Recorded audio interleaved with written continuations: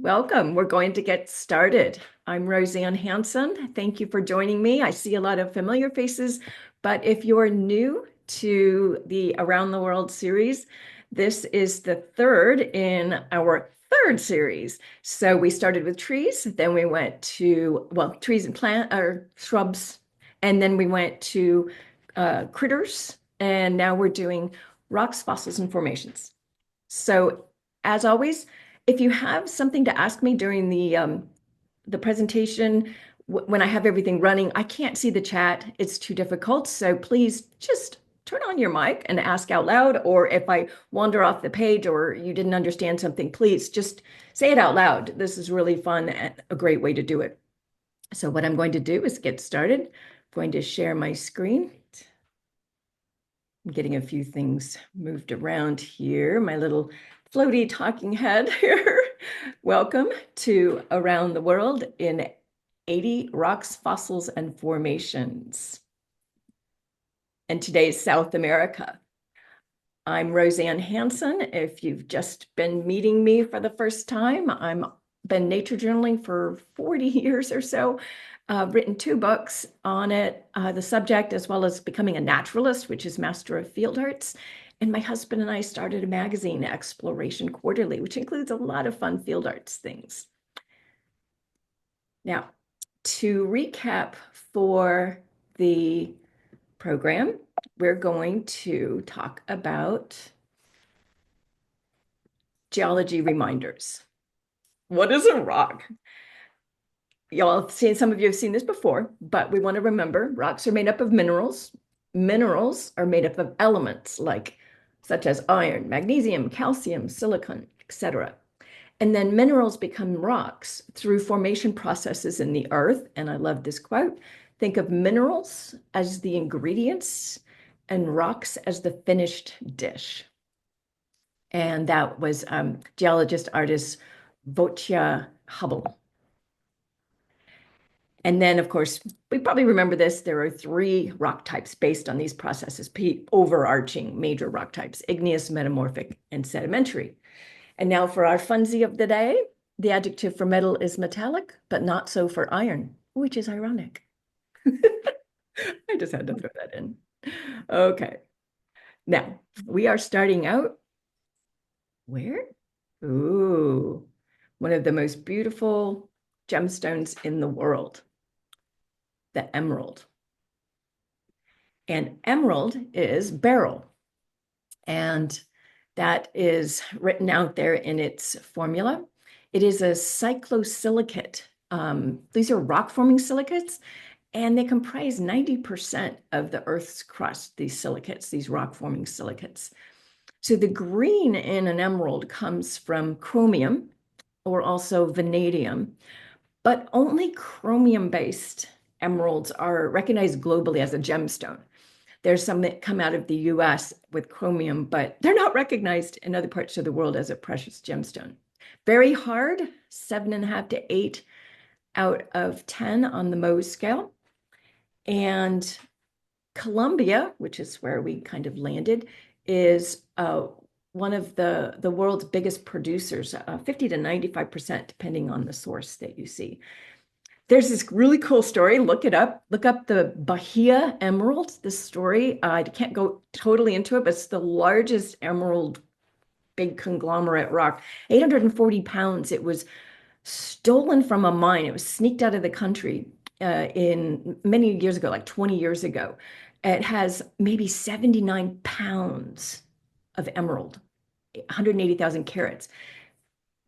Estimates vary. It could be close to $920 million, perhaps.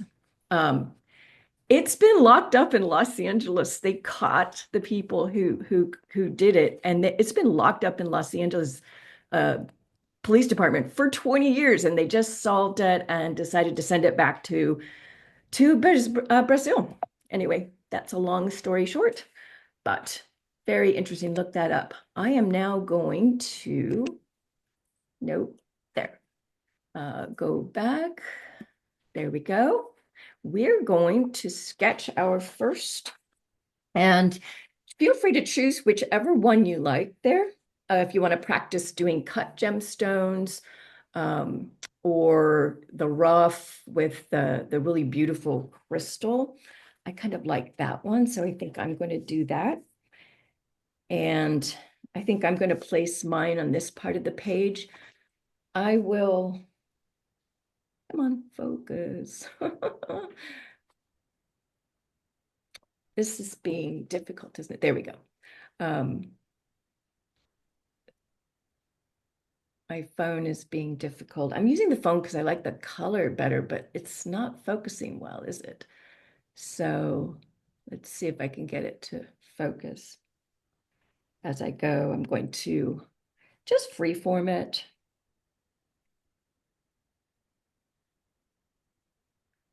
Don't worry about getting it perfect. There's kind of this edge here.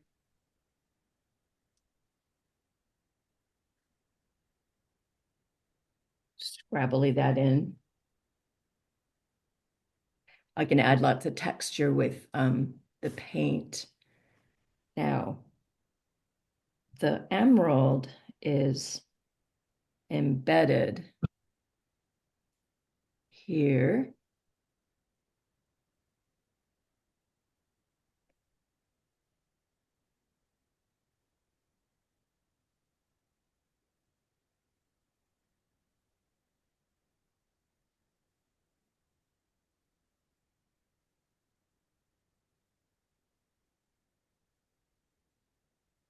I'm making these lines pretty dark.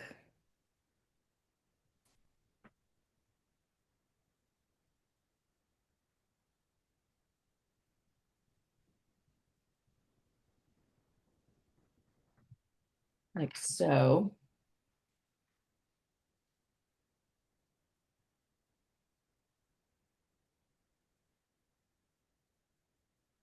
Now I'm lifting off some of the graphite because I want to make sure it doesn't interfere too much with the beautiful colors that I want to put in, which are going to be beautiful emerald green.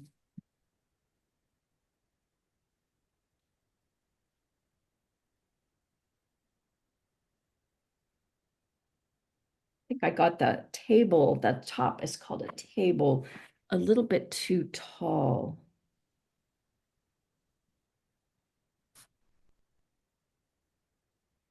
It's not quite that, or the perspective's a bit off. So I'm going to pull that in a little bit.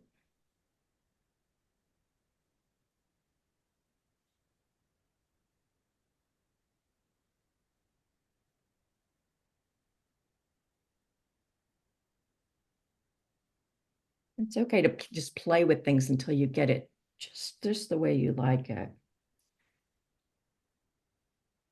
And we'll have some texture in there. All right, let's start putting some paint in. I'm going to wake up my little paints in my mini paint box. I just used the three true primary colors, cyan, which is manganese blue, magenta, which is quinacridone rose, and my aureolin yellow for yellow. And then I have indanthrone blue and burnt sienna, which I can use to make blacks or grays and all sorts of things in between. Not sure what brush. I think I'm going to use my natural brush. It's kind of soft, so I need to get some real precision in here. So we'll see what happens. What I'm going to do is start with, I'm going to mix up some really nice emerald color. Don't need a ton.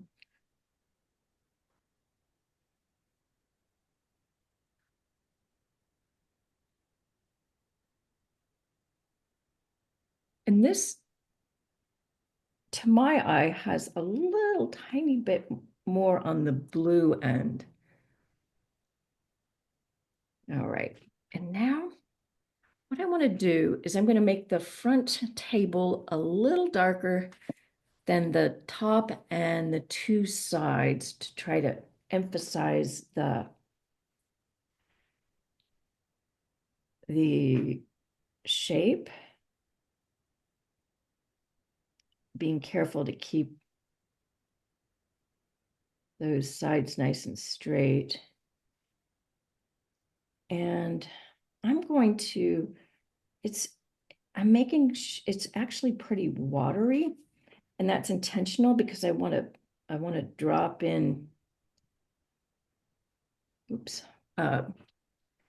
blobs to approximate that kind of crystalline structure you can see in there. I'm going to try to pull off that. And then while that's settling in, I'm going to take a fairly watery mixture and do the table, the top.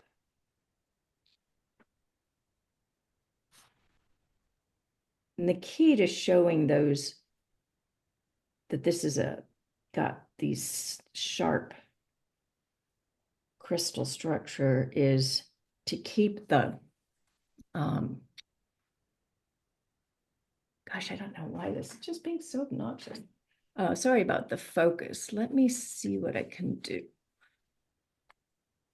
Put down something. Come on, focus.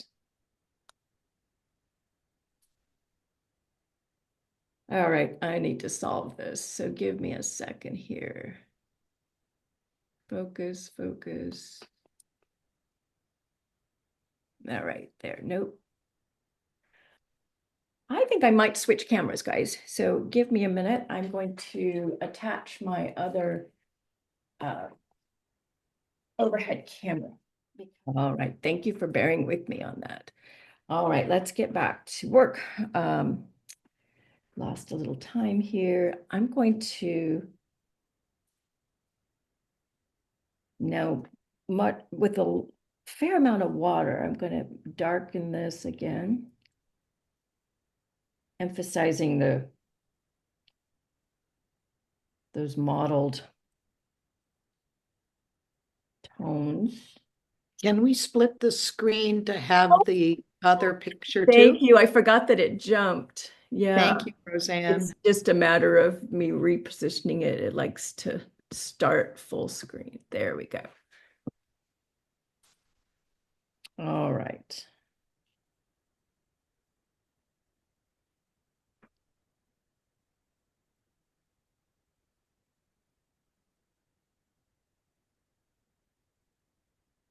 Keep just dropping in until you like it. Now that shiny is really obscuring what we're looking at, but make sure you go all the way down. Now I'm going to mix some gray and black to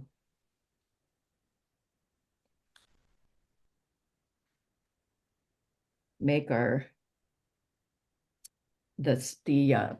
substrate that the emerald is in. I did not look up what it likes to grow in, what the rock that it's growing in is. Looks very igneous, lots of silicate, so no doubt it is. So I'm going to just use a very wet, blobby brush and being very careful as I go. I don't want to accidentally fill in my emerald. And don't forget to leave some lighter and white bits.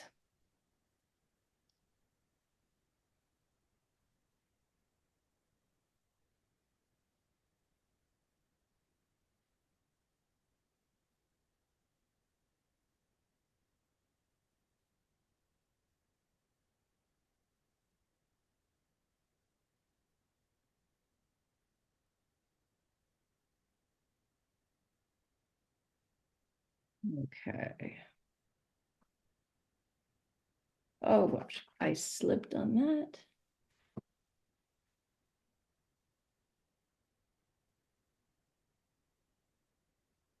There.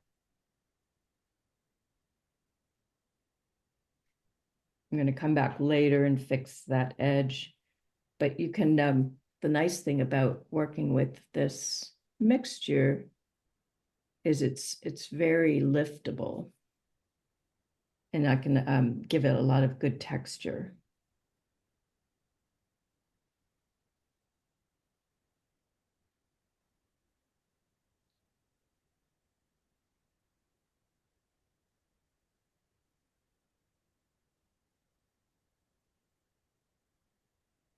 I'm not touching the green yet because I think it's too wet and I'm worried about it bleeding into the emerald.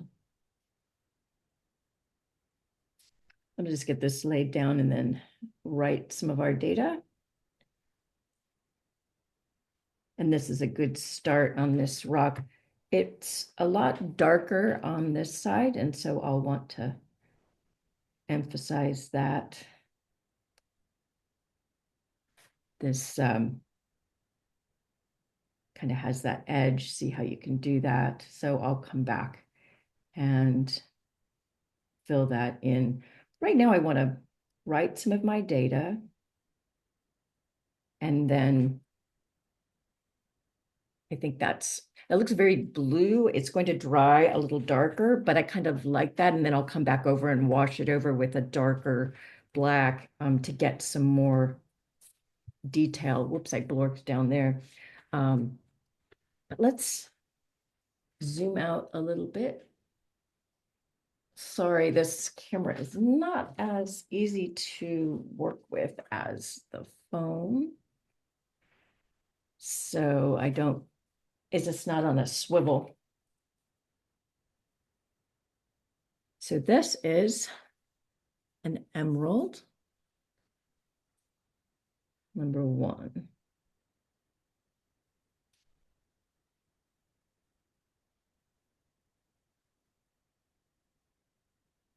Which is a beryl. And if you want, you can write the formula there. And we want to say it is comprises cyclosilicate rock. Or rock forming silicates. It is a cyclosilicate.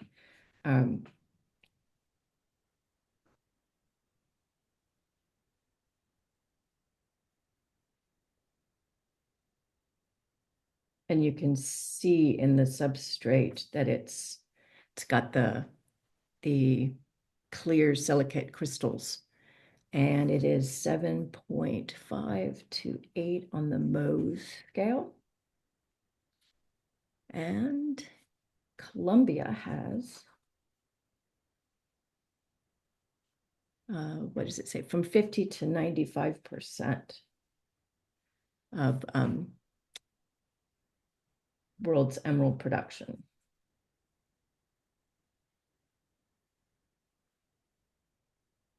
Okay, not too bad, 5 minutes over. I did a major blort down here on my page, so that's going to be fun to sort of include in the next drawing. And so we're going to move on now to our next area, which is going to be, where are we going? Over toward Guyana, Venezuela area, to one of the most beautiful formations on the planet. This is Angel Falls in Venezuela. And those formations, those flat-topped, kind of like corks sticking up, are called tepuis. And those are sitting on the Guyana Shield. And that Angel Falls is about 3,200 feet tall. It's huge, very famous. And so it's called the Guyana Highlands. And this is actually in Venezuela. And the landscape comprises what they call meta-sediments and meta-volcanics, greenstones, that are overlain by sandstone, quartzites, shales, and conglomerates. And then the intrusions are the tepuis that are made of younger mafic rocks. So mafic means volcanic, coming from volcanic action. So that's what creates those. So really cool thing to sketch.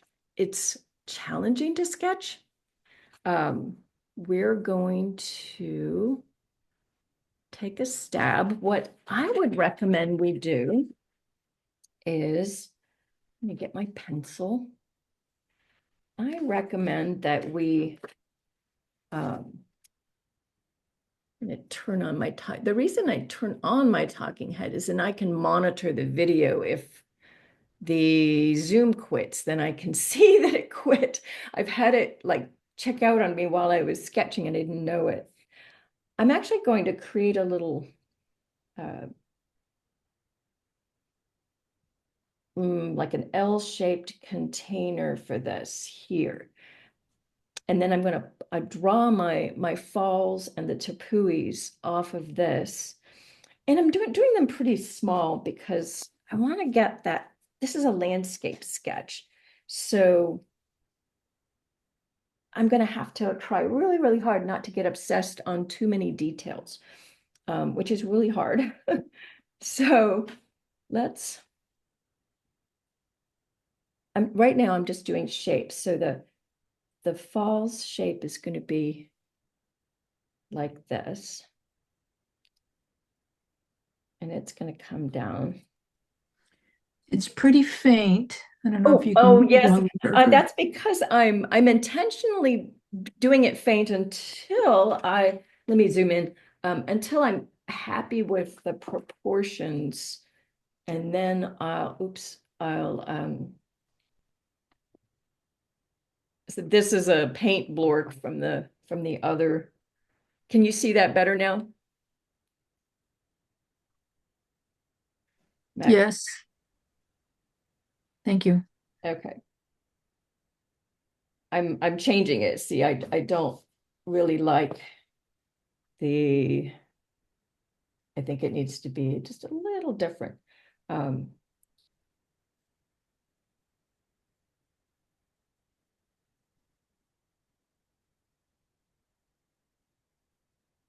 no, I keep getting it wrong. I need to move it up. This is why we do our little sketches first. Okay, move it up, Roseann. Okay. Okay, we're going to bring the falls down here. And then I'm going to pull the second tepui right there.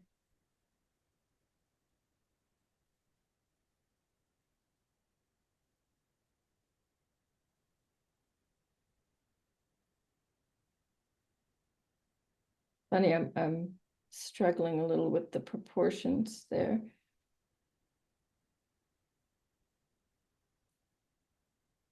And then way off in the distance, just really faint, we're going to sketch the other two, which I think are important for capturing.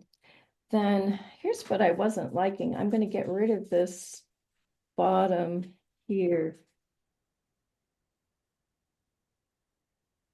and just really get close to the bottom with my border, because I want to make sure I remember to place that other stream kind of that we can barely see. It's just, but it helps draw the eye on that side. Now the falls, I'm going to start with that tepui. There's a vegetation line here.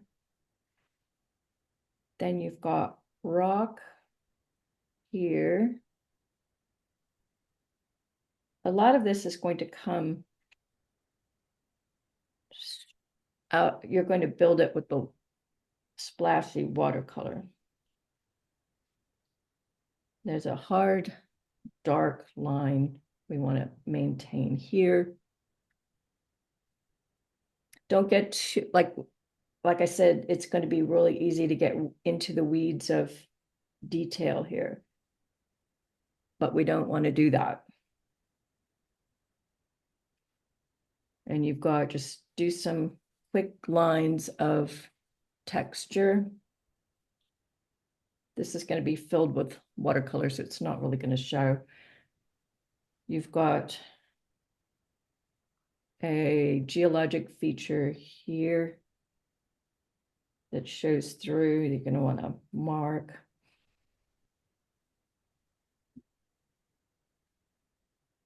And then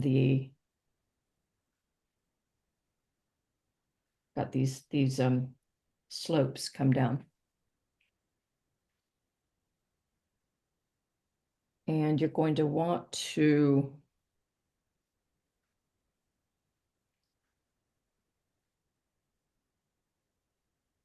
leave this open because there's going to be a little rivulet coming down here.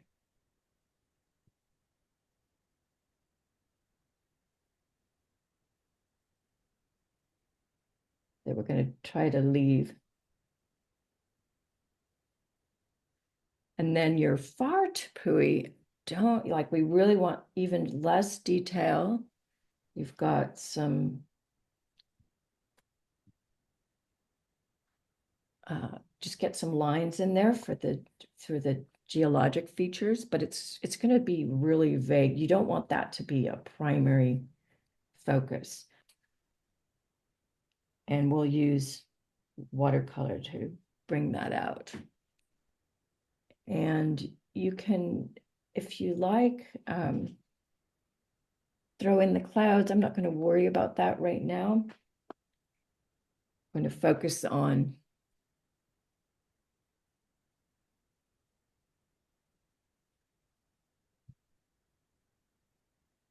capturing those tepuis, and there we go. Now I want to go right into my watercolor because I think it's going to be, that's really how we're going to capture this. So the first thing I'm going to do is just get this marked in with splashy bits of burnt sienna. Be very careful not to get too much don't get into your white, leave that white.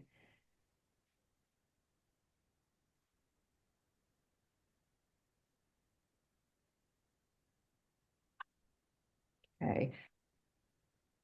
There's a tiny bit in here. I'm gonna wash that in.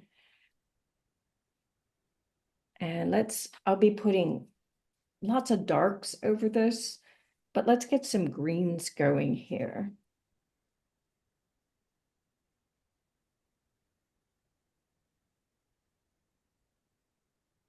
And I want a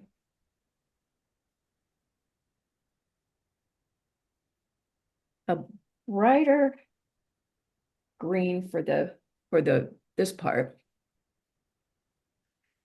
And just get that splashed in there. Careful to get your don't mess up your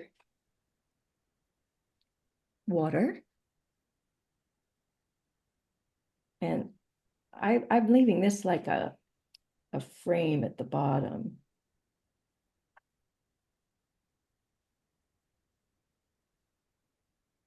Notice how I'm leaving it kind of definitely give it lots of texture, mottle as in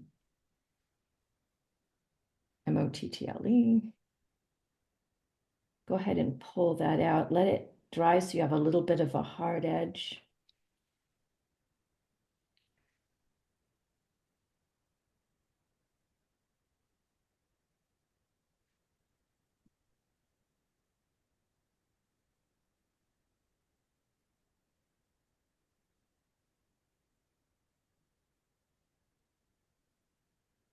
And don't forget to leave the creek here.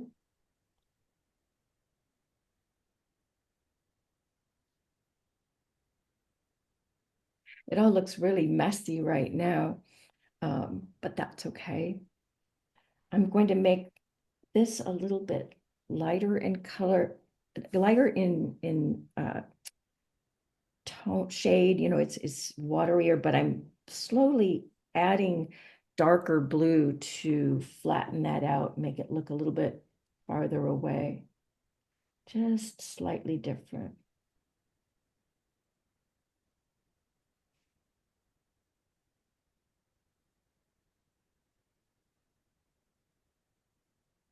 So you get the sense of those slopes coming down.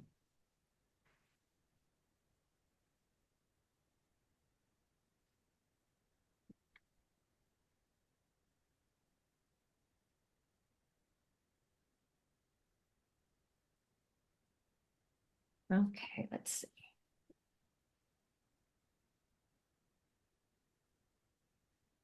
Like so. And then there's some vegetation kind of dotted on some cliffs in here. Might have to come back and enhance that. And if you want, you can add a little green to the top here. Just a tad.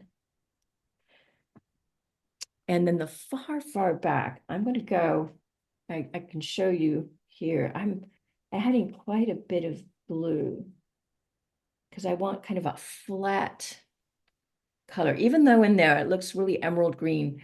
We don't really want to do that in that background because we're using our watercolor. And if you make it too detailed, it's going to just flatten everything and you won't have the perspective. Whoops. My tapui's got off here.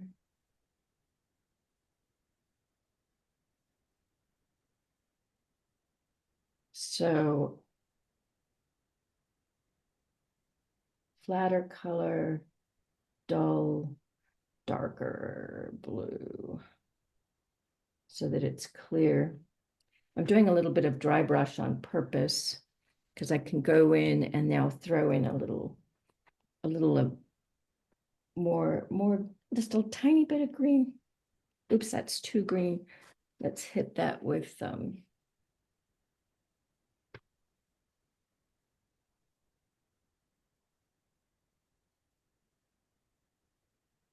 more blue.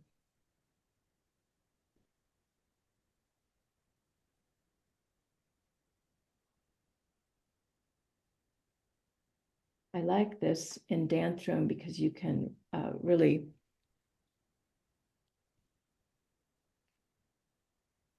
use it in so many different ways.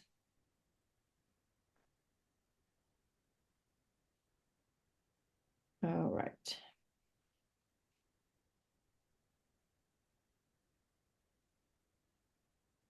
Move that out.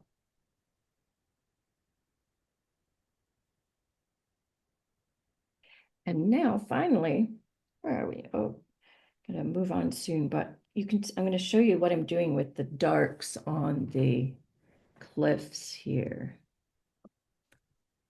Let's get those filled in.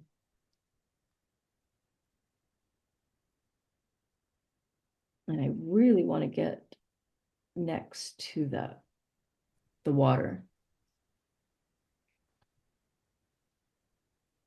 Roseann, you're Yeah, off camera. Whoops, thank you. I'm all concentrating on the Thank you. nice, thank you. You throw the dark up next to the waterfall and it will really start to pop, but you have to be really careful not to accidentally fill it in.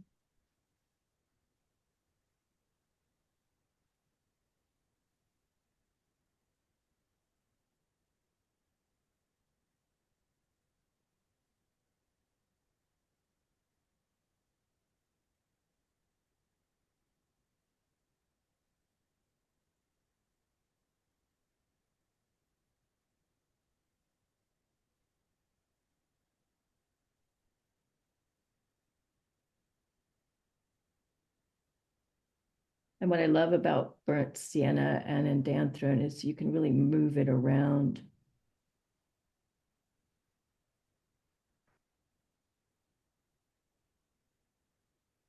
But you can see how I'm using that to create the texture and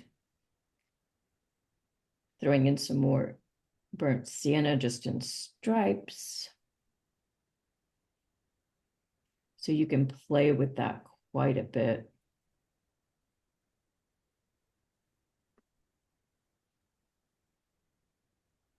Like so, you can see it coming together now.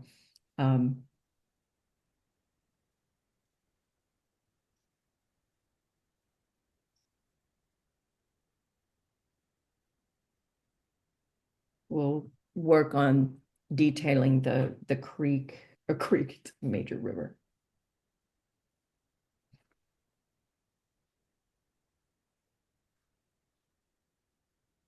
And that, so you can see how that will go. I'm running out of time now, but we'll come back. I'll come back and work on that. Shouldn't take too much more. And you can really emphasize the tepuis, get some more green. Let's see how this looks up right a little bit. This camera is just not as easy to work with. So there, quick, splashy. You can, if you want to emphasize just a tiny bit of blue in the creek over here, that would be great. But we're going to move on.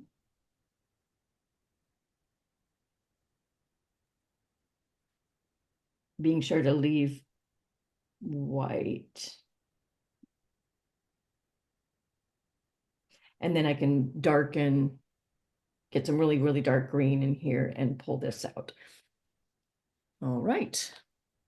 And then you can add your clouds. We'll do a really great sky. Oh, and we want to be sure to put, I need something to put my hand on here. Hold on.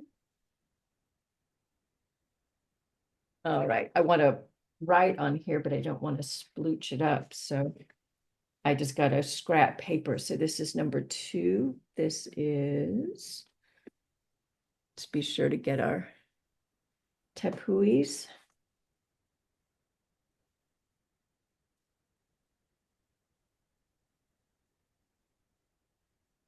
On the Guyana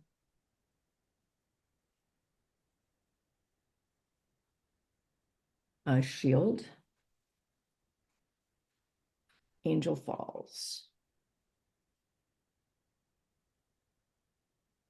This is Venezuela.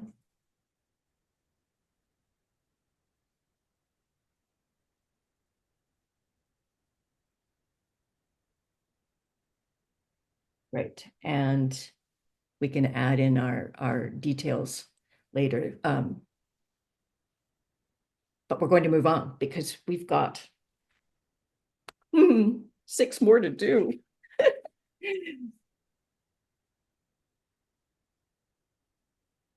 Okay. Here we go.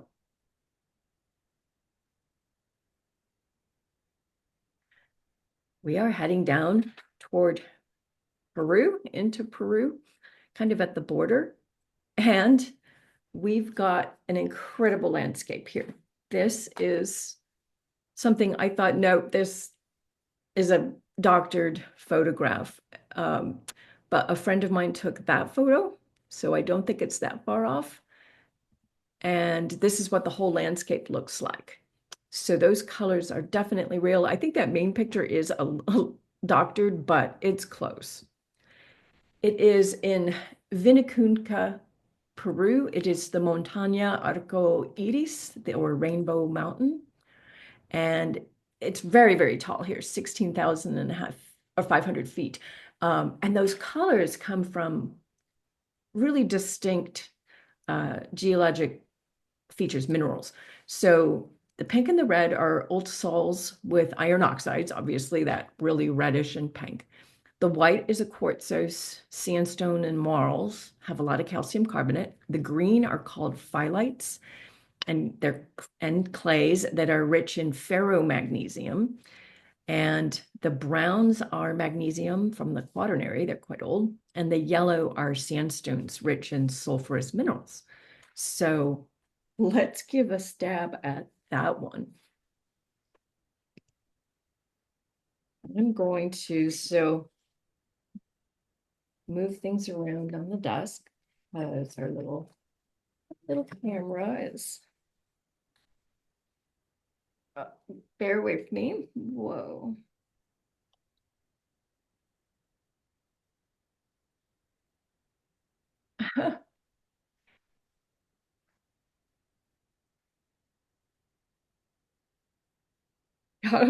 Sorry, guys. Got to move everything around here. It's making me have to twist around in the chair. Let's see. I need to be able to write without. There we go. Much better. All right. What I would recommend, instead of trying to draw, well, do whatever you like, of course. I'm going to take a slice of this instead of trying to um, draw the whole thing, and then I can focus a little bit more on some of those really cool colors. So what I'll do is, this is on a right-hand page. I'm going to draw a square. I'm going to go ahead and be bold. Let's draw a square in pen. It's funny, when I'm drawing in pencil, I'm more timid than I am with the pen.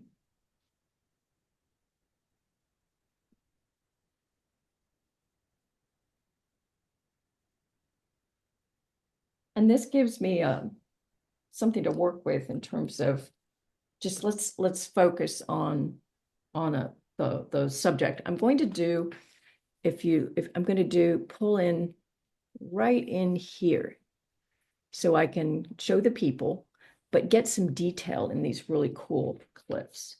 So this is a field sketch. I'm not going to worry about being like perfect here. Let's just do some.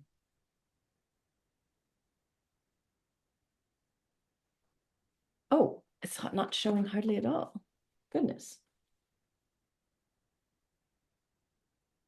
Oh, and now my camera's collapsing. Sorry, guys. Okay. Wow, it's hardly showing, and I'm pressing really light. Okay, let me see if maybe.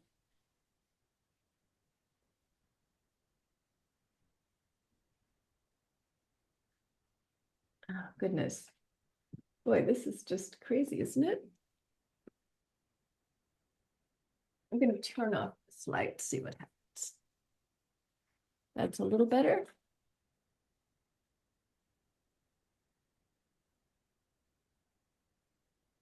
Wow, that worked. Oh dear.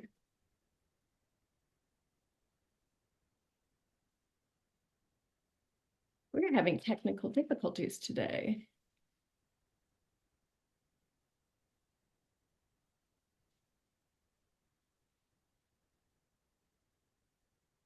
All right, this is crazy strange. Okay, so we're going to come up here, do this. And this is kind of in the foreground. And then we're going to do the background is kind of this other bit.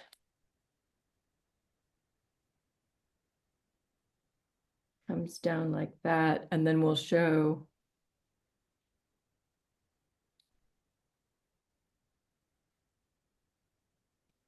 the other mountain coming off like that. And our little people for scale are standing here.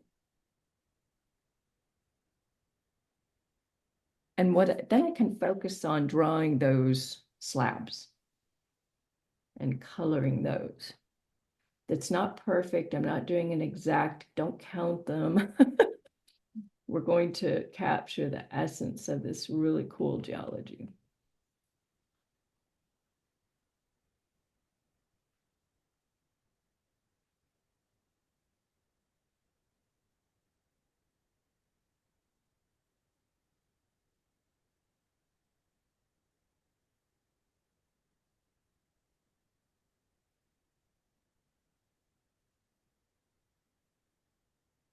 and we'll get down to that interesting kind of wave formation too. So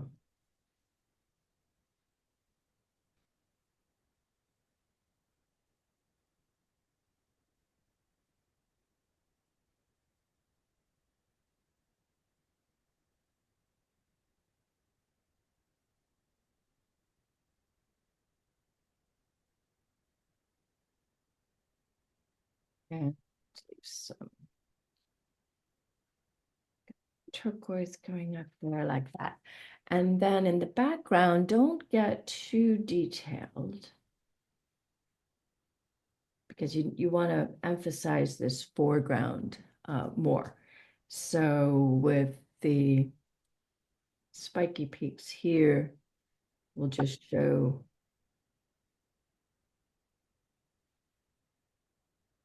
a few details and color that lightly in. So hopefully, let me work on this dang light here, there. Boy, it's just not working well. I apologize. No, that didn't work.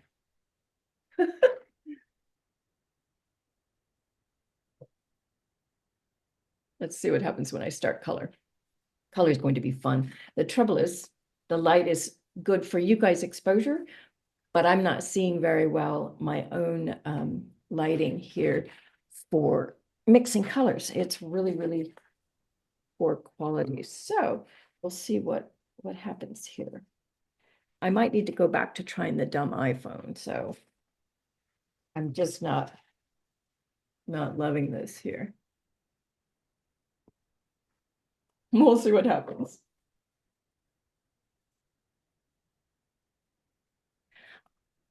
First, oh, that's just not going to work. I got to keep that paint box out of there. I'm not going to do anything behind them because I want to emphasize the colors. So honestly, I'm going to go right with, I'm going to use a water brush because it's a little stiffer. Let's get in some of the, I'm going to use burnt sienna, knocked up a little bit with red, with the magenta to make it a little bit brighter. And let's just go in and pick some of these.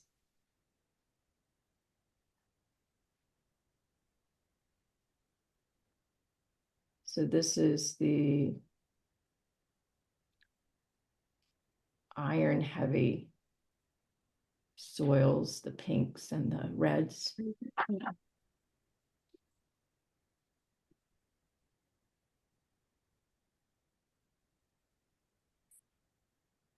Some in here.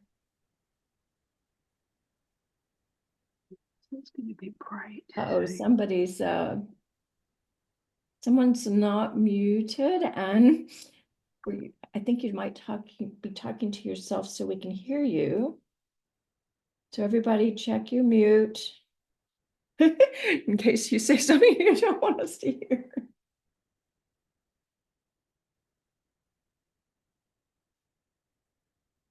Okay. There, it's a little bit different shades too.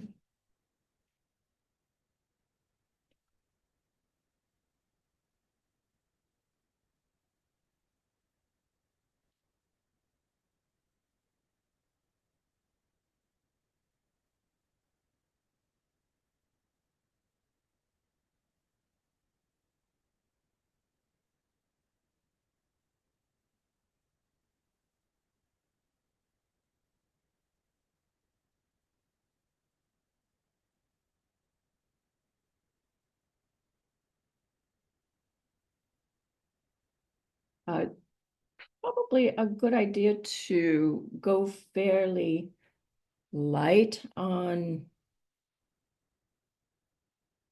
the colors. You can always pop them up, but if you go too dark, it's harder to take them away. I'm going to get the turquoise going next after I pop in these right here. This one is pretty dark.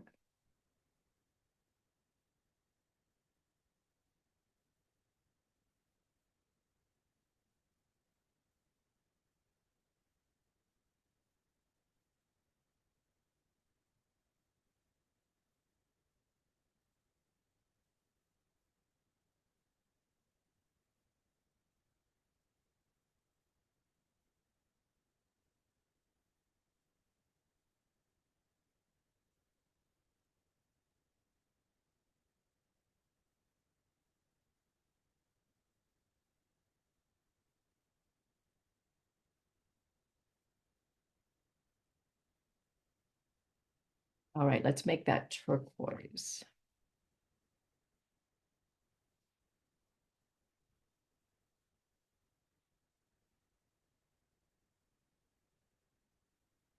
I'm gonna have to pull it over into my other light so I can make sure that it's, I'll just turn to green.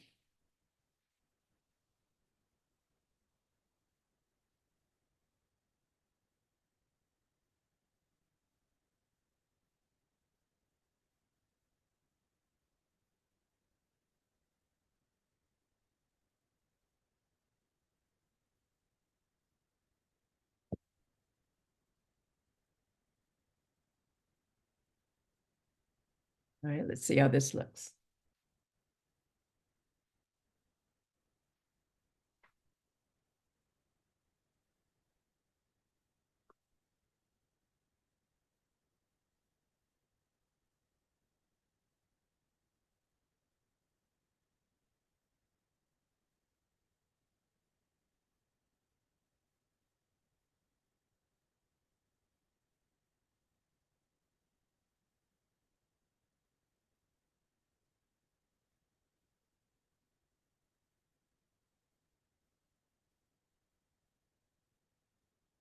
Mixing a little more. This was definitely a really fun one to do. This is a challenging painting right now, though, because I can't see very well.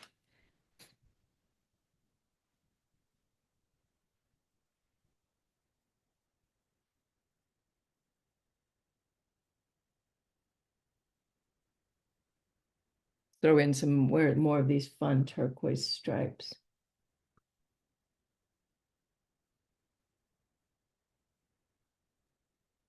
Crazy geology, isn't it?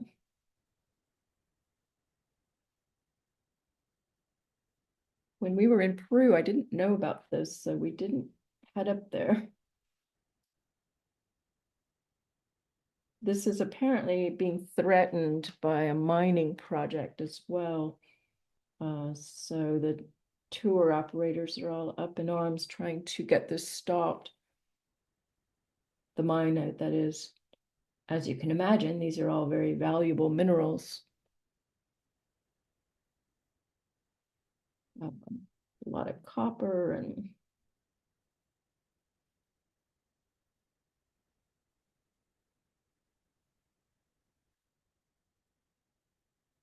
so let's also, we've got some yellow, that sulfury yellow back there. Let's get that going.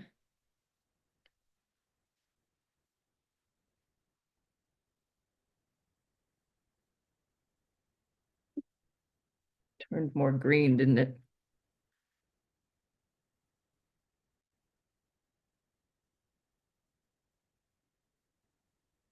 Oh, that's supposed to be pink up there. See, I got ahead of myself. I don't think I'll be able to pull that, so get some magenta.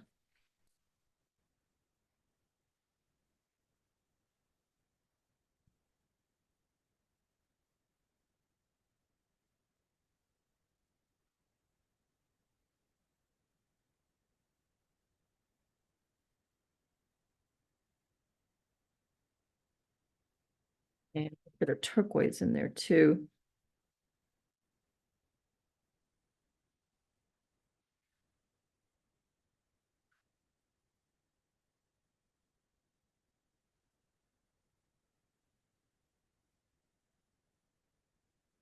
So I think I'd better start moving on though, because we're running low on time again. I'm gonna just do some quick wash of since I've got the magenta out, and then I can add that later.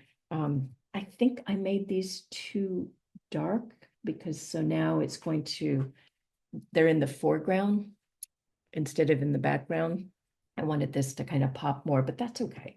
We'll work on doing some edge work and how I can knock that back a little bit. But I'm really struggling with my colors because I just can't see. I've got to solve that. So I might have to play with this moving forward, my lighting and cameras again. So bear with me while I swap cameras again, because I really don't like that. No worries, Roseann. It Yeah. happens to all of us. I mean, I can't even imagine setting everything up to even do the Zoom call. The first time I've had this happen, so we'll see. Okay, where are we going? Now we're going all the way across into Uruguay for another super fun gemstone. This, of course, is an amethyst. And you see these all over the gem and mineral shows. Of course, you can get your little amethyst geode sample, but why go small when you could have the world's largest amethyst geode? This is from Los Catalanes mines, and it is 4 tons, 3.7 meters tall at the American Museum of Natural History. It's stunning. And so amethyst is quartz, silicon dioxide. The violet color comes from iron impurities, which have replaced silica atoms. And it can also come from transition metals like titanium, iron, nickel, copper. And also, like the sample you see there on the lower left, is probably irradiated. So that really enhances the color because it's prettier in the stores. It's very hard, 7 on the Mohs scale. So the outer rind is smooth basalt. And then you see the middle layer, the lighter color, is calcite. And then in the interior are amethyst blocks. And these are formed from groundwater that infiltrates the volcanic rock. And these grow, slowly replacing the silica over many millions of years. So that is super cool. So oops. All right, quick time. I'm trying. Let's see. We're going to try see how much better the color is. I just don't like that other document camera. They're made for, paper, so, or just documents. So bear with me. See how much better that is. Wow, night and day. And see how these colors.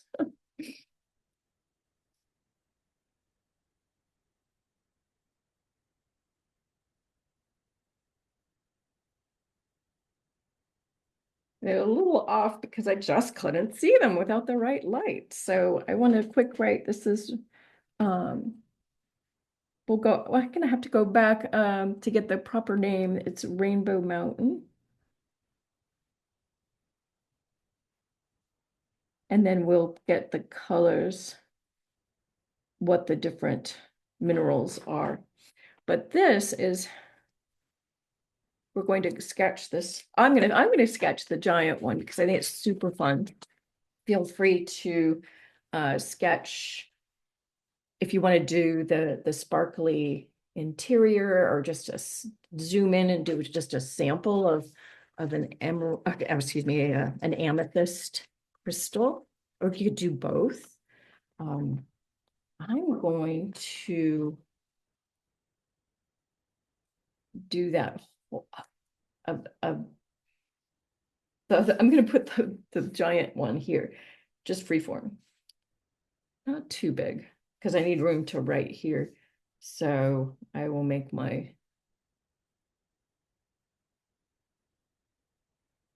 now look, the phone's behaving.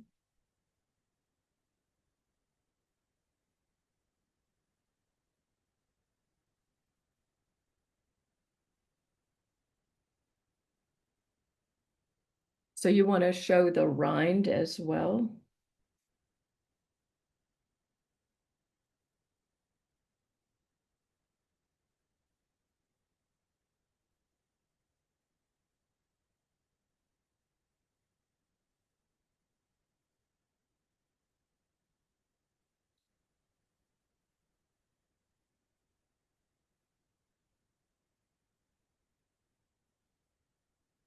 It kind of has three layers to the rind. So I'm making kind of a messy third layer here to emphasize that.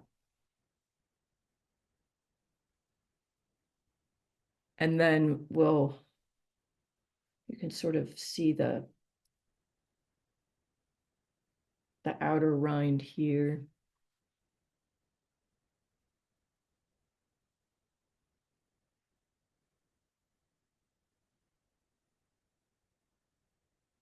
And we just sort of have to guess on the base. I don't know. Looks like it comes around like so.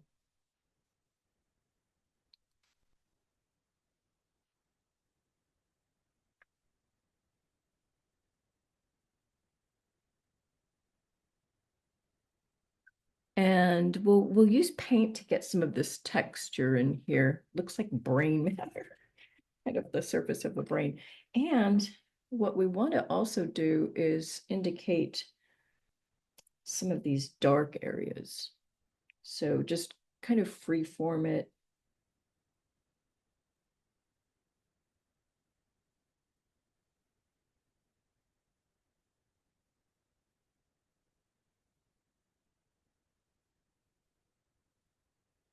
So just, features in the crystal.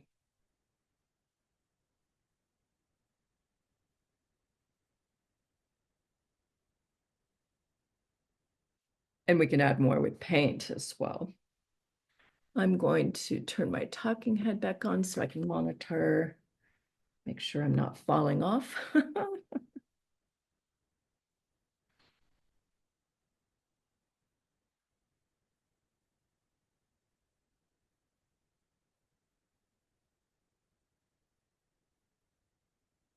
You don't have to go too crazy here. I think that's enough. I'm going to go in with paint. So this is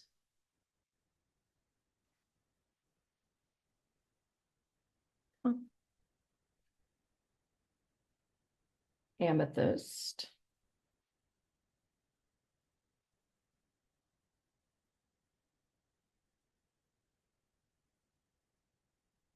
And it's quartz.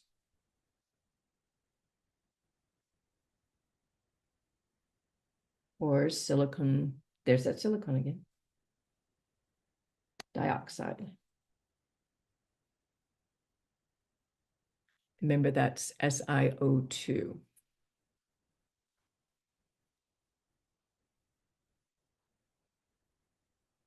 Oops.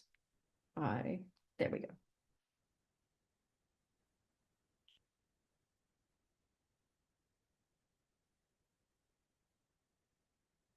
The violet are iron impurities.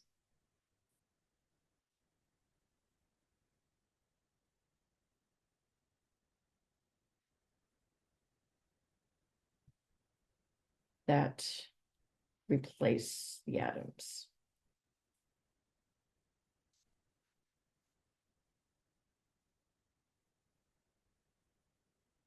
Of the silica. And then it's a 7 on the Mohs.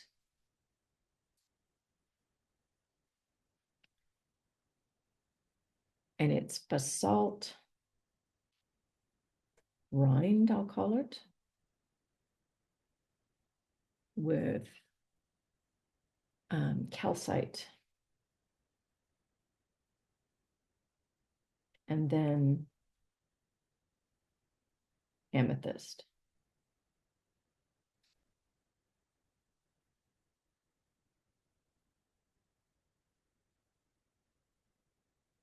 And we can draw arrows to that once we get them going. I think I'm going to do one pen layer here to help me with the blacks. Because the graphite's going to be a tiny bit hydrophobic with the watercolor.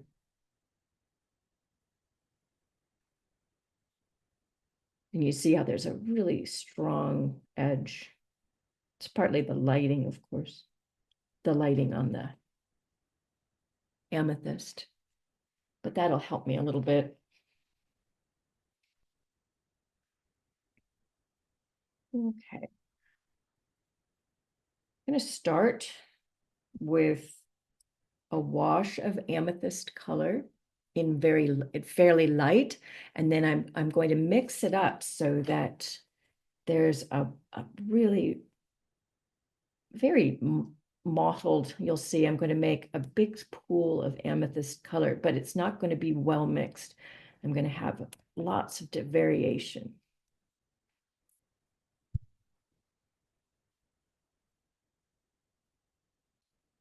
So it's going to be dark there. I'm going to leave in some of the magenta so I can start really getting a nice, I want variation. I don't want it to be all the same. If I can, I will try to leave white. But if I end up coloring it in accidentally, we can always use white gouache or gel pen.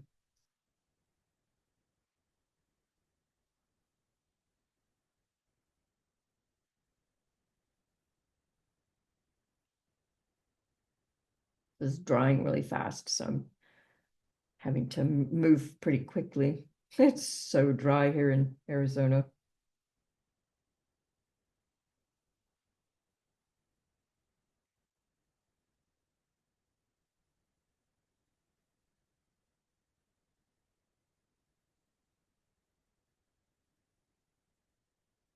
The dark around the edges, you're not going to get a lot of you don't want white on the edges.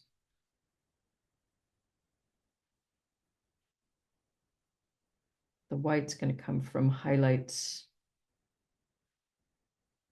the bright lights shining on it more in the center pits. And we want to try to show, oops,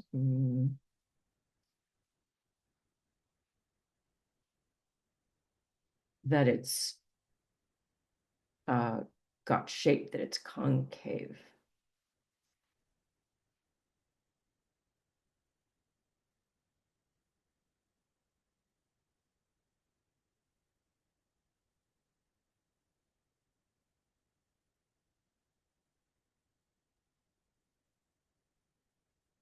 Like so. I'm going to let that dry. Let's leave the rind unpainted, and then I got some kind of dirty gray for did I say rind? Not the rind, but the middle layer. The rind I kind of want, it's kind of a strange gray. So let's mix a gray.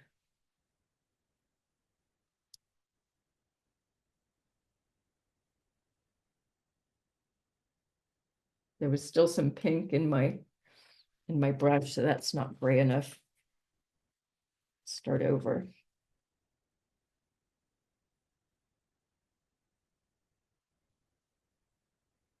So burnt sienna and danthropine. There's kind of a dirty gray brown thing. But I want it to be pretty wet because I'm wanting to get a lot of that brain like texture.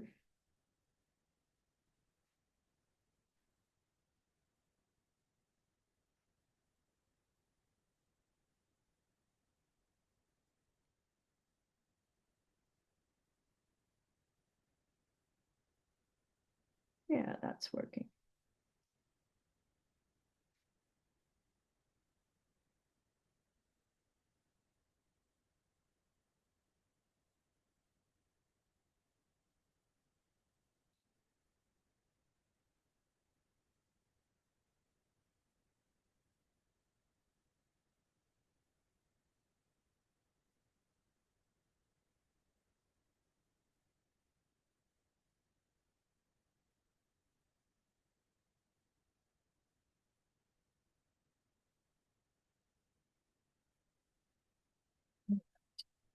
I'm gonna try to dot in some texture here and then we'll move on.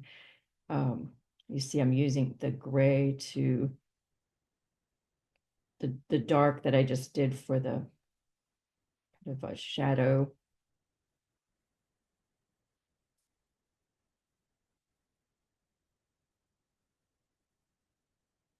Yeah, that worked as long as it's wet enough. See that? If I dot, dot, dot, dot, dot. If it's too dry, it looks weird. Yeah, I'm gonna leave that, but that's pretty good. Not bad for a really quick sketch, right? This is field sketching. This isn't scientific illustration. So I'm happier with that. Now that I've got my light back, yay. This, not happy. I just couldn't see. It was really dark when I was painting. So I'm gonna be trying to repair that one later. So let's move on though to our next one, because there's some really fun stuff here. Where are we going? It's a big continent. We're going to go back up to Chile, Peru, Bolivia area. Well, okay, this is fun. We're going to zoom in. Keep your eye on the bright turquoise lake. Yep. We're going to Volcan Licancabur, and it's right at the Chile-Bolivia border. Literally, they drew the line around the top of the other volcano. And you look at the landscape here, really crazy volcanic landscape, because this is one of the most active volcanic landscapes in the Americas. It has been active well into the Holocene, the current age. The next photo you're going to see, I actually took the photo from down here.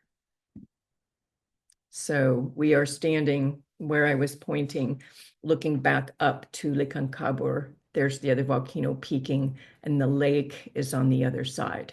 And what we were doing here was we were going back over here to the hot springs, which are very cool. Love it. But here's a great photo we can sketch of the volcano from the other side. So this is actually from the lake. And it is a stratovolcano and it is conical. So it's built up of many layers or strata of hardened lava and tephra, which is debris. It's almost 20,000 feet tall, 19,409. And it primarily erupts andesite with small amounts of dacite and basaltic andesite. There are many Inca or Atacama cultural sites around this mountain and up the slopes. And as I was saying about that, you saw all the other volcanoes. Since the Jurassic, the Farallon plate and the Nazca plate have been subducting under the South American plate in this area. And it moves a lot, 6.6 centimeters or 2.6 inches per year, and is responsible for most of that volcanism. Oh, it's going to not let me do my thing. There. Let's sketch the volcano. So this came out really nice. Boy, it's amazing what happens when you actually can see. Turning the page here. This is going to be fun to do the volcano.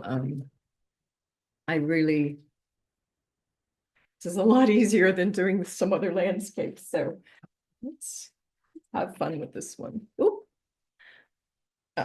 Pull this over. I think I'm just gonna kind of make this go across my page. Give you a little bit more room here.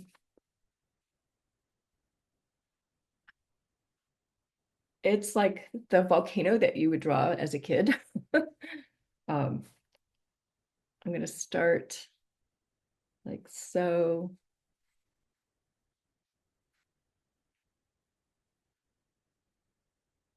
There's kind of a step up. And then there's this.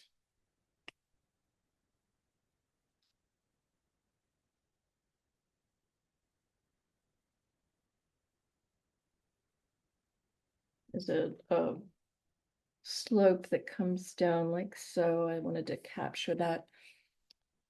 This comes around and then it's got a broad shoulder. So this slope is really gives it a lot of its shape. And then there's another, these lines help the eye see what we want to see. And then we've got kind of landforms at the base. I don't want to emphasize them too much. And then we'll include that lovely lake. Not a lot of it for my sketch. I'm going to just include that because I need room to sketch and write. So this is, I'll zoom up just a minute. This is number 5. This is Leconcobre.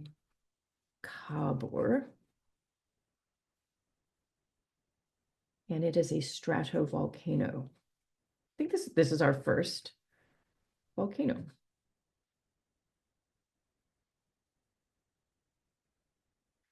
And it is 19,409 feet or 5,916 meters.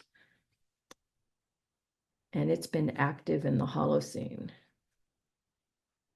And we can write some more details shortly. I'm going to get started sketching a little bit. Whoops, wrong way. One thing I just noticed is I made this just a tad too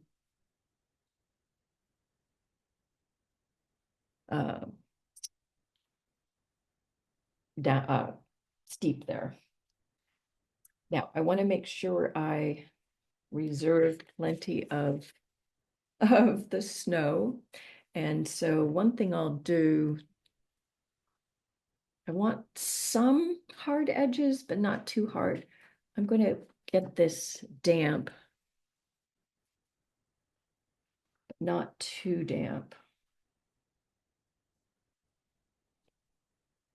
And then mix up some, I'm going to do almost pure indanthrone, I think.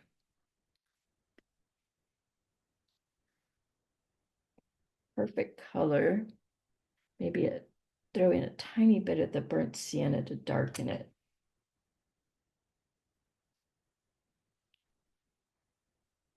If you have indigo, that might work.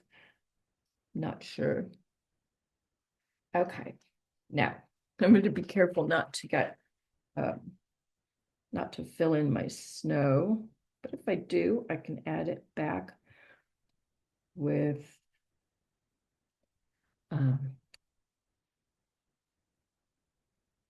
gouache or gel pen. We can do dry brush in here.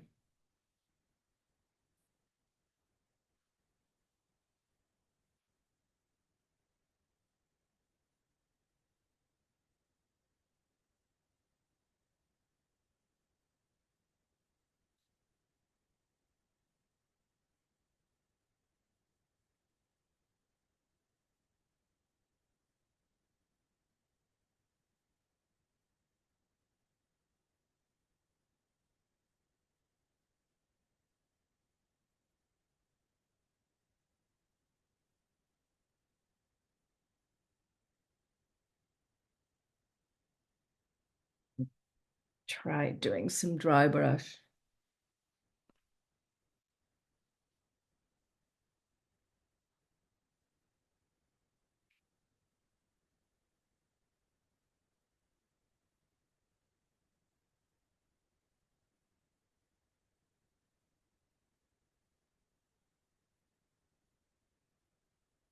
Okay. Drying out too fast.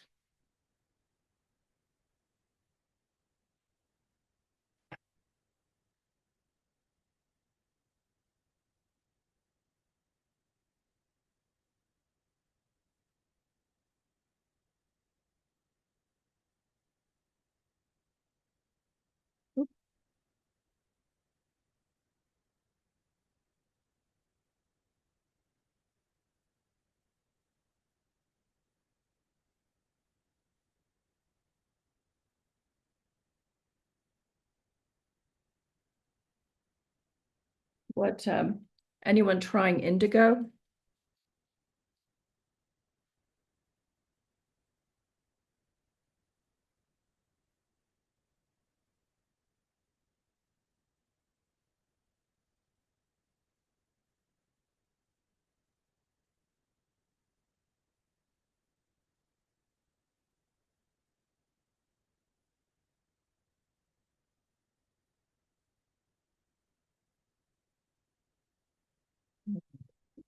Had a major blork.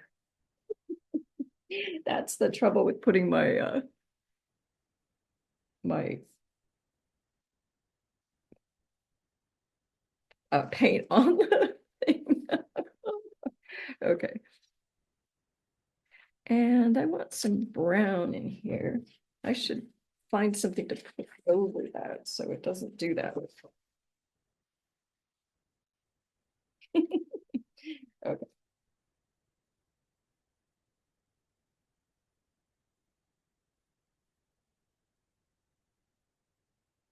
Getting kind of watercolory here with I can come back over this to smooth out some of the harsh lines, but I don't mind it. I really want a watercolor look here. I think it suits the volcano well. But I need to let this dry and then give it a couple of washes. Oop, that's getting a little bit too wet.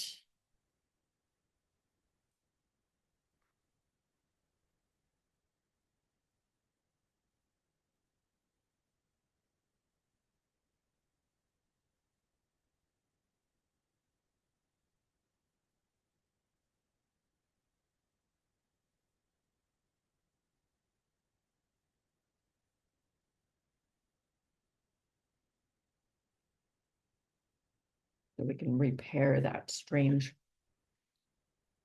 the strokes that dried too much. And let's see.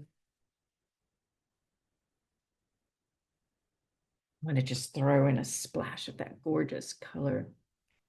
See if I can get that color. Whoa! Beautiful turquoise.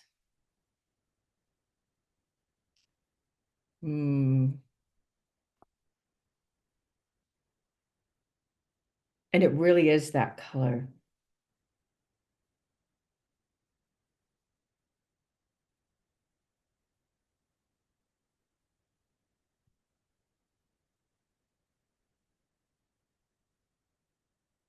If we can get that.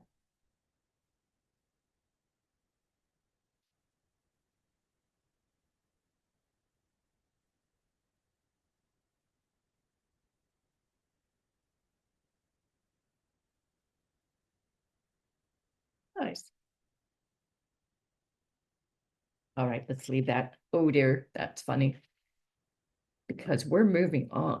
What we'll want to do when this is dry, you might want to add your clouds by doing the sky in the background, continue writing your metadata about what it is. But we've got to move on because we had some delays due to technical difficulties. So we're going to move on. But that's how you can field sketch this when you see it in person.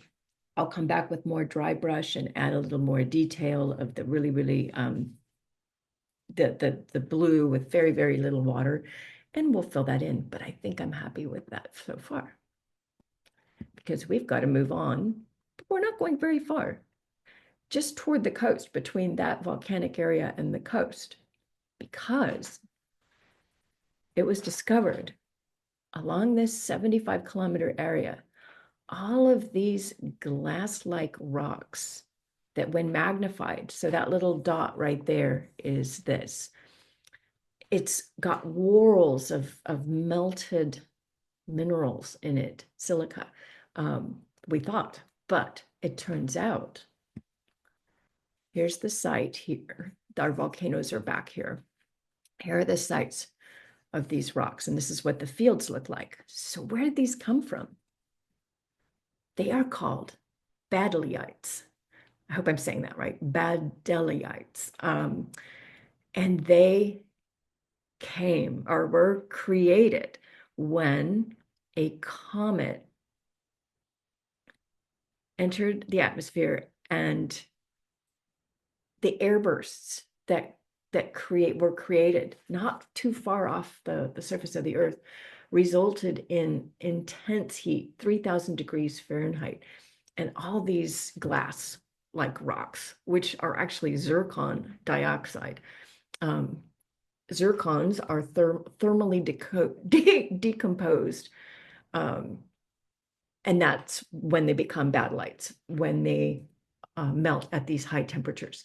So this happened about 12,000 years ago, they think, and the reason we know it's a comet and not from an asteroid is that the compounds found in comets sampled by NASA's Stardust mission out in space match what is in these rocks. So they contain literally comet particles. So that is so cool. So let's draw. I'm going to put it over my blork. That'll be good. Our wonderful badleites. Anyone know? Badleites.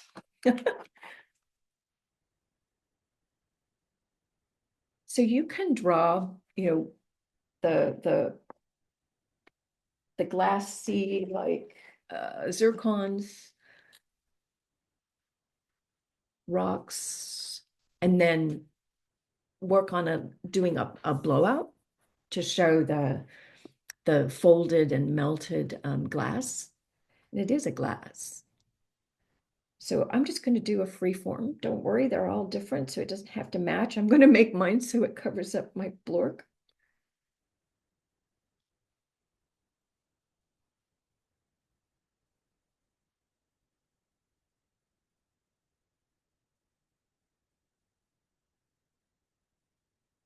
There's a lot of texture in here. So use your pen and your lots of strokes and line work to create texture, because it's really bubbly and full of gnarls, and it's kind of brown, greeny black. Is that a word? Greeny black. And then if you want, you can, do your little like sample piece and pull that out, and we can do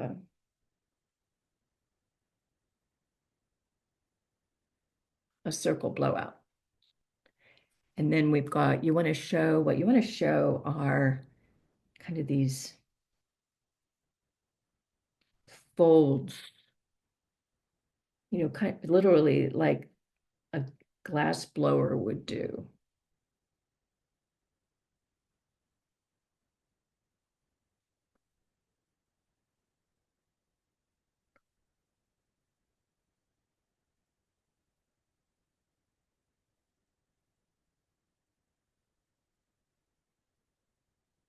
So this is a bedeliite. I say it different every time.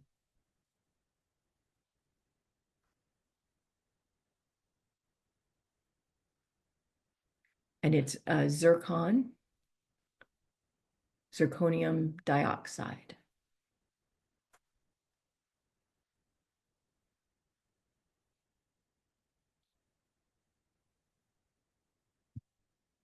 Look at that. I love the ZrO2.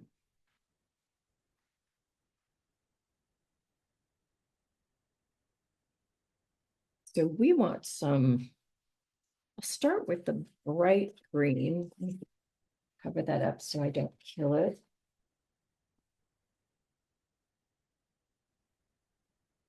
I'm just gonna get some of this dirty.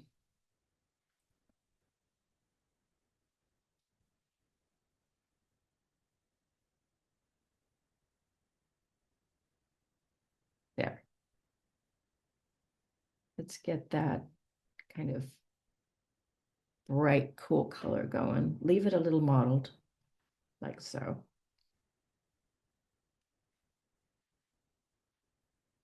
When that dries, I'll hit it with a little yellow to fill in the bits and some black.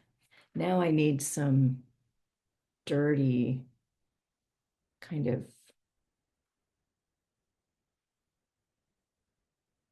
I want to go sort of blacky brown like that, not too dark. But then we're also going to want to fill in some really dark green. So I'll make my dark green from indanthrone. Okay, so what I'm going to do is just kind of lay in here. First of all, there is a texture I want to try to grab. A very pale, just a little bit. Those, I'm not sure what those are. Just looks like a little bit of rind. That's going to dry pale. And now let's hit this with darks.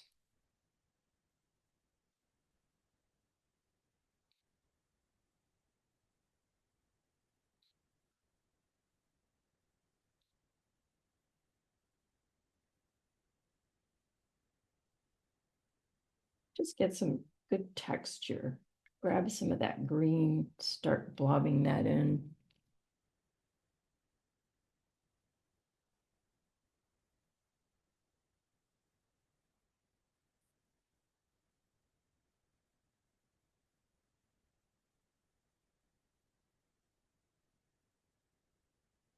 Just make sure it's kind of soupy wet, and then you can drop things into it.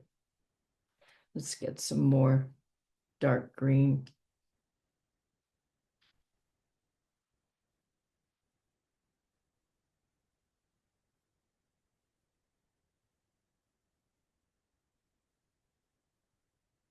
See how I kind of that dirty, ooh, there, that's good.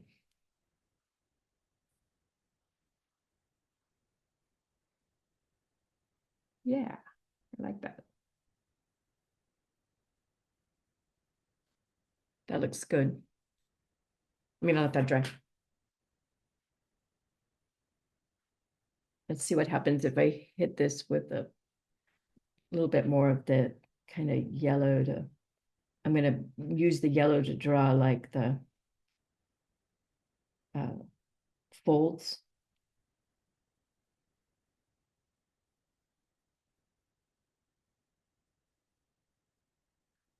All right, and now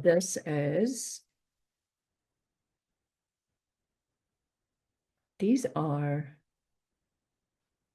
formed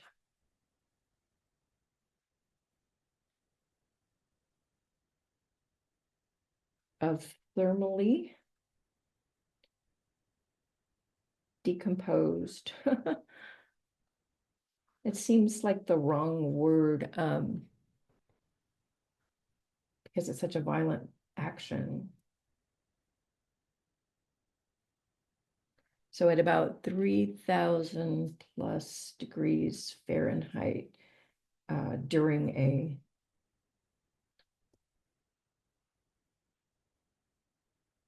comet airbursts in the Atacama Desert in Peru.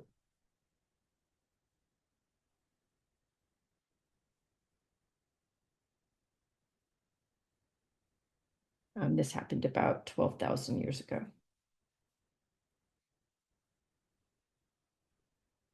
Great. Let that dry. Later, I'll come back to a little bit more detail. Oh, that's such a great color. But we're going to move on. Wouldn't it be fun to have found these in the wild? Wow. All right, where are we going now? Oh, we're going to cross the continent again. I'm zipping all over here because now this is going to be complex. So bear with me. It's really cool. What we're looking at here is a craton. This formation here was cut by a creek, so you can see the actual craton, which is the base of a continent. It's the most stable part of a continent. But what's cool about this craton is it is the San Francisco craton. It was once part of this megacontinent, which we'll see in just a minute. And here at the edge of South America, this exact formation we're looking at is also found in the Congo, all through here. This is the craton that was once one piece here and there. And if we look at it this way, here it is. So this is looking at it side on, like if we were in the middle of the Atlantic looking north. The lower plate, the Brazilian side, is going to the west, the African side to the east, as the supercontinent split. And that's what we're seeing evidence of this San Francisco craton. And it was called the Columbia. Now they're changing the name to the Nuna supercontinent, which is a Paleoproterozoic era. So 1.4 some odd billion years ago. How cool is that? So let's, we're going to draw whatever way you like the craton. You can draw the detail. So a craton is basement rock. It's crystalline structure. It's the oldest rock. So the craton the supercontinent was like 4 something billion years ago, but the basement rock, the cratons, are hugely old, 2.65 billion years old. So what's really cool is a recent study has matched the paleomagnetic key poles for this craton. Sorry, it autocorrected. This should say craton. It proved for certain that this is part of the Nuna supercontinent because someone went in and matched the paleomagnetic key poles for both sides of the craton. How is that for geeking out? Rosanna, where the gentleman is, those white lines that go down vertically, Yeah. that's normal? For this particular formation, yes. So this is called, here it is, Charnock-itic granulite. And that is the craton, but it is highly textured. It says it's very crystalline. And it Wow. does have these incredible inclusions, but look at how regular they are. That's what it makes me think of, like the highways when you see they I go through the know. mountains. Yeah. It looks like drill marks, doesn't it? Right, right. But you can see that that's the characteristic. So if he would be like right here, Hmm. tiny little. So I just thought that was so cool. So draw whichever, whatever you like to represent. I'm not sure. Gosh, I can do just a really quick kind of landscape-pedo of that formation. I might just do part of it and not try to draw the whole thing. And especially given the time, but draw whatever you like. I think it's easier for me if I do a bounding box. That makes me stay contained, and it's a little easier to, say, okay, I'm going to draw the cliff, the craton. I'm going to pull it down here. I'm going to make it a little bigger and just sort of draw it to its vanishing point.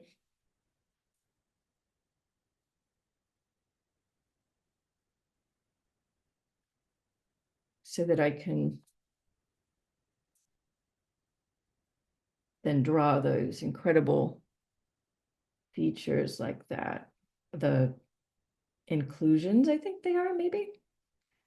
It's a crystalline structure, so I'm wondering if it's some sort of quartz.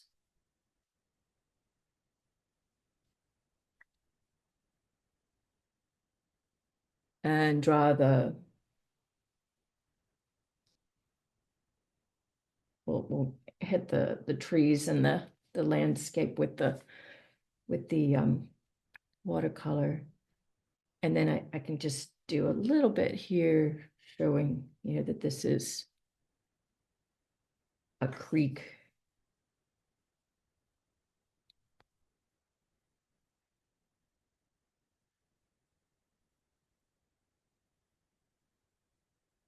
And if you want, you can show, if you want to do a little, draw the water pond here. And if you wanted to try to emphasize, okay, there's the little person, if you were to draw them, is only going to be like barely that big. That's probably too big, but gives us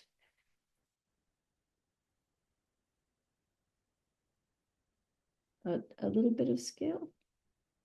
Need a sharper point.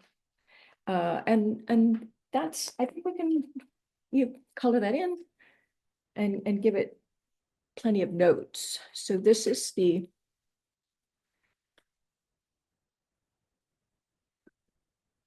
sorry, I want to move you real quick. I want to get that in. This is the this is Brazil, so they say Sao for Sam.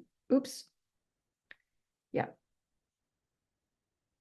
I've got to get out my gouache to fix that. And this is the craton. Sao Francisco. This is, here's a mouthful. Charnokitic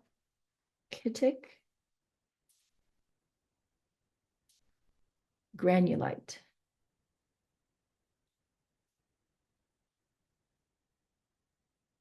Basement. And it is 2.65 approximately billion years. So, if you do like the wavy line in front, that means approximately. And it is a billion years old. And let's see. This is matched to the Congo craton, once part of what is called the Nuna supercontinent.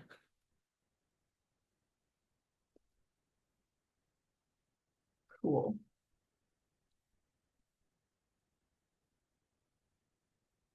So we can do a real quick treatment of this.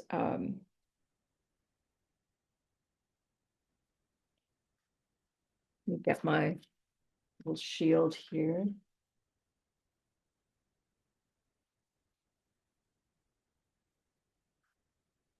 If you're out in the field, you can have a lot of fun with these little landscapitos. there's some nice, we get some foliage here. Just go like nice and messy with your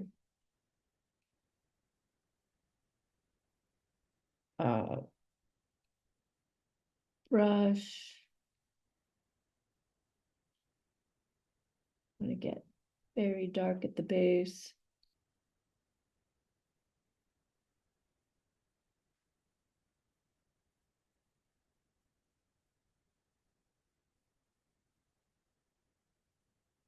Like so.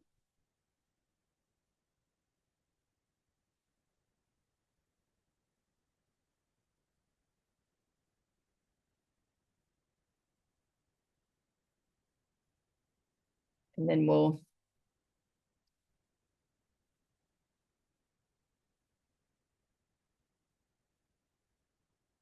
just do dry brush here since it's not super filled in. It's kind of semi-grassy.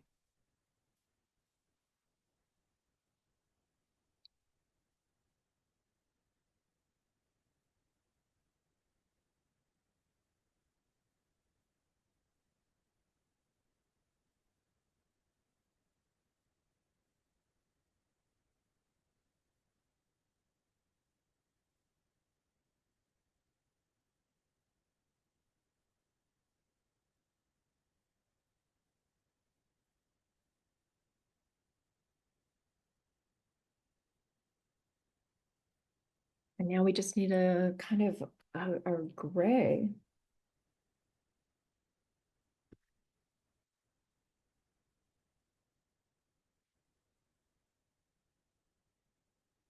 We'll throw some gray in there and then we're going to move on so I can catch up.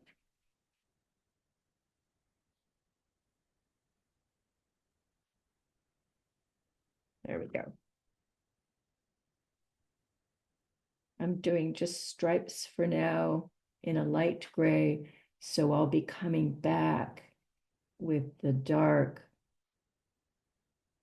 to enhance that. Then we'll add sky and clouds and some water. Let's move on so we can stick to our as close to our 2 hours as possible. But that was just so fun to read about. Boy, did I go down the rabbit hole on that one. This is just so much fun to do. And we have one more place to go. We're going to go all the way to Tierra del Fuego, to this incredible place at Laguna de los Cisnes. And these wonderful formations are stromatolites at the Monumento Natural Laguna de los Cisnes in Chile. They are sedimentary formations, but they're created by microorganisms. So microbiolites is what these kind of formations are called. And they're formed by organisms such as cyanobacteria, which are over sulfate reducing bacteria, and something called a pseudomonadata. Pseudomonadota. That's a hard one.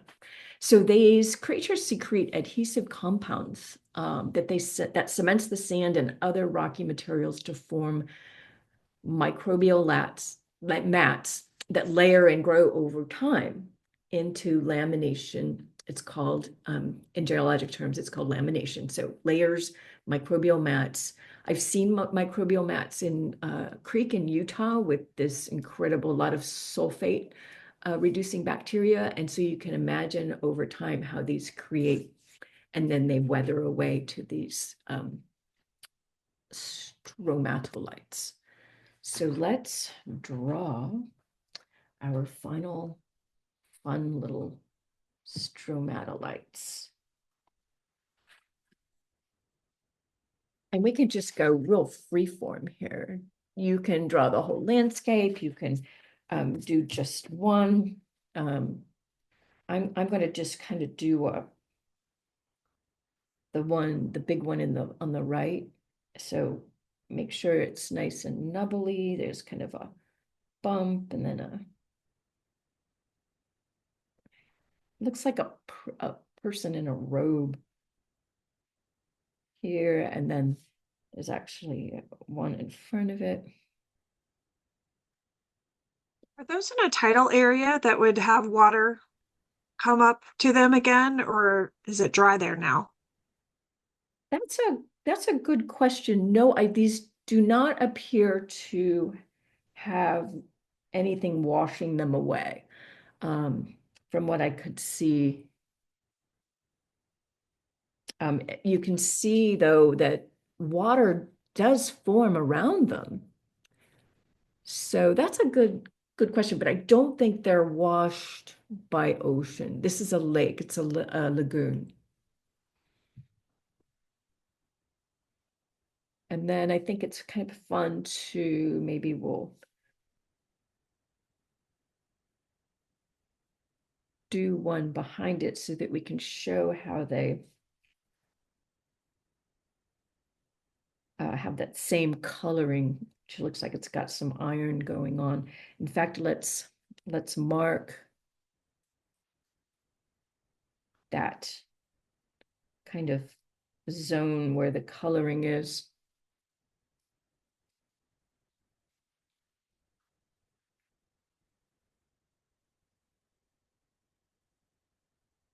I could kind of go crazy with detail here. So these are, oops, sorry, stromatolites. So this is, forgot to write 7, and this is 8.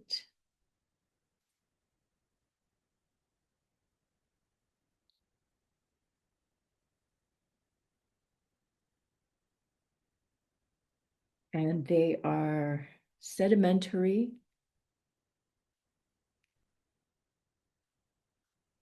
formations.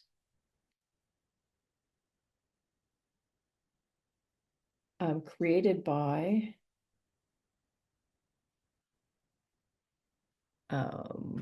microorganisms.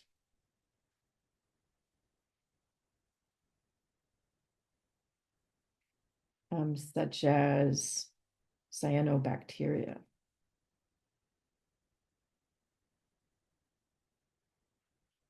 And in geologic terms, they are called, it's called lamination.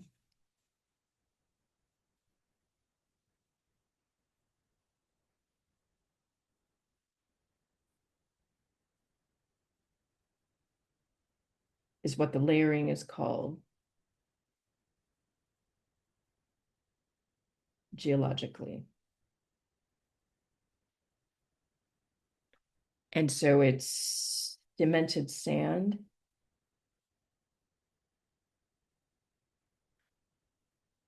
and other rocky materials, probably shells.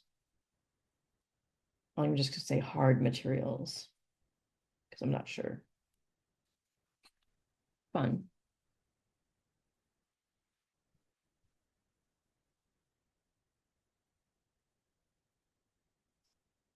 So I think I have some gray left here, which has got some good color in it that I can just start very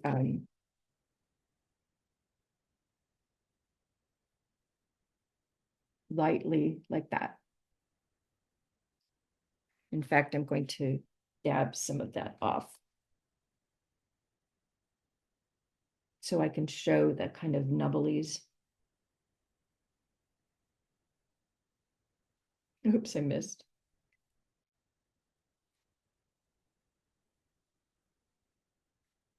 And then do the same thing, just start getting as much texture as you can. It's going to take multiple passes to get your texture right, but get your kind of base shadows down. And now our trusty burnt sienna.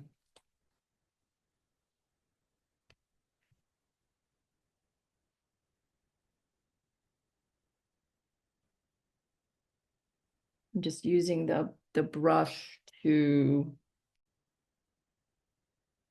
dot. That's working, that's nice. And you can do the same with a gray kind of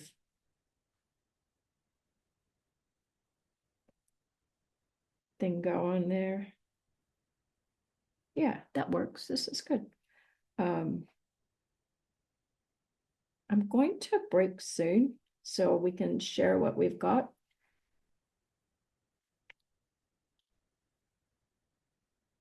But yeah, this is working while I still have some paint here. I'm going to get rid of it and then we'll break and share what we've got. But you can see the process there, how we're going to fill that in. If I have a little bit of gray left, then I can put that dark salty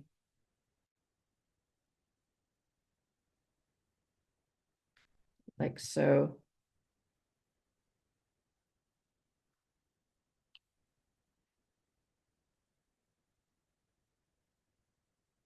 Just to show a little bit of, I'm going to darken that up a little bit. Like so. All right, let's break with one more. Actually, I think I have one more slide, my closing slide. Thank you so much. Always appreciate. I'll put the link to the tip jar since hours do go into creating these very fun programs for you guys, which anything $5 is wonderful. Thank you so much for contributing. And let's stop the share. And I'd love to see what you've got. Let me turn off my spotlight. Who's going to be brave and use the raise hand feature? And let's see what we've got. It's always fun if somebody's willing to share. It always takes a few minutes. People are like, not me. No, you can't see me. I turn my video off. Roseann, I do have a question for you Sure. while everybody's getting their stuff together. Okay. When you I'm putting in air quotes, fix the Rainbow Mountain one, Mm. and if you like it, only if you like it, after you fix it, can you like jot us some notes how to fix? Because I need fix tips. Sure, no problem. I will be working on that today, and I will put that. So I will finish my pages today. I put them up Yeah. with the recording on the web page. I'll send you all the link, and I'll document how I repair that and it shows you how important good lighting is It and is. also because I just couldn't mix the colors well, and I made them too dark. So that was a good lesson. Thank you so Good much. lighting, sure. Does anyone want to share? Not today. These were challenging ones, and but I think that's what it's all about. Oh, good, Robin. Thank you. Let me turn on your video so I can spotlight you. Okay. Um, Hold on just a second. Can you hear me? Yes, there you All go. righty. All right. Okay, so sorry, I wasn't sure what to have ready. I was thinking this was more of a informational thing instead of interactive because I didn't really read. That's But all right.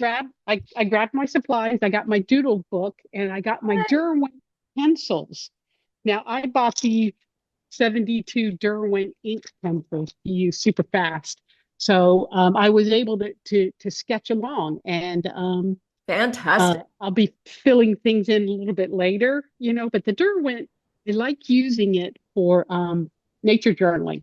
And when it came to the Rainbow Mountains, honestly, I grabbed like 6 of them like this and I just stroked straight down with the pencil to get these striations and help me with the colors.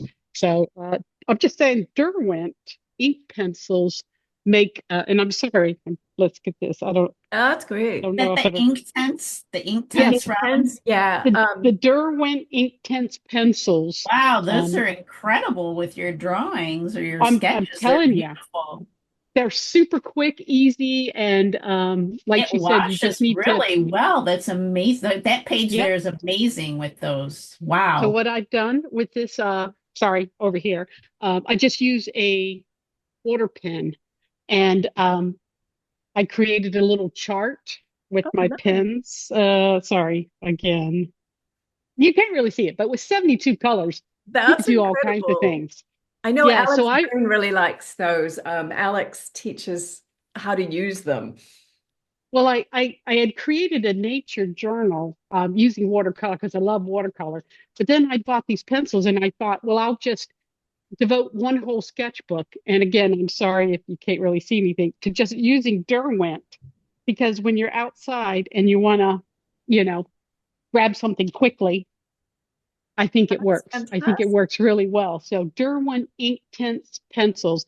I have a lot of the pans too that I use. The Okay, thing is, you can layer with these. They dry super fast, and you can layer a color and then go over it with another color. So nice. okay, I'll stop yakking. Go for it. That's fantastic. Nope. I'll spend like the afternoon, I'll refine them, repair the one, add my notes. This was all about fast capture, not doing scientific illustrations. So you can see how it works to quickly get beginnings. And then if you would like to refine them later, if you're out traveling camp, you go back to camp, you continue to refine your drawings. So that's what it's all about. Anyone else want to share before we sign off? No, okay. Well, send me your, oh good, Sue, yay. Send me your pages too, and I can put them on the website. But let me show, Sue's gonna share hers. Yay. Whoops. There we go. Wow. Oh, nice one. Oh, I love it. Oh, I like the arrows, and oh, I like how you did the came out really well. Oh, you did a wonderful job on the Rainbow Mountain. I will also, Oh, oh, and you thanks. reminded me about the map. I do a single map at the front of my pages. So thanks for that reminder. I like your Yeah. little simple map. That's great. What Wonderful. did you use, Sue? What did you use? She did I use little, mostly Daniel Smith paints and Oh, okay. just a And a water regular brush. ink pen. Yeah, with a water brush. nice. Well Yep. done. Well done. I Oh, try correcting sometimes with a China marker when I get oh, too many lines going too many different oh, directions. that's a good idea. I like that. Yeah. Yeah, I sometimes put too much in. Great. Okay, I'm going to go to Meredith. Meredith, turn on your video so that I can Hi, swap. everybody. See, Oh, you I'm got gonna have to you have change to my hold them background. like Hang on. super still if you've got the filter. Oh, that'll work. Here we go. So, and then the rainbow. And then I decided to do a call out. I really was interested in the layers of the amethyst. So I'm going to Yes, try the to come Rhine. back and capture that better. That's super. That's going to be super cool. So I have some follow-up work to do on all of them, but I'll just Yep. watch the recording again to do that. Yeah, geology, I'm finding all the rocks and formations and things, it's much harder to get through detail on these. So yeah, take all the time you need. That's kind of what it's all about. But this got us going, right? Well done.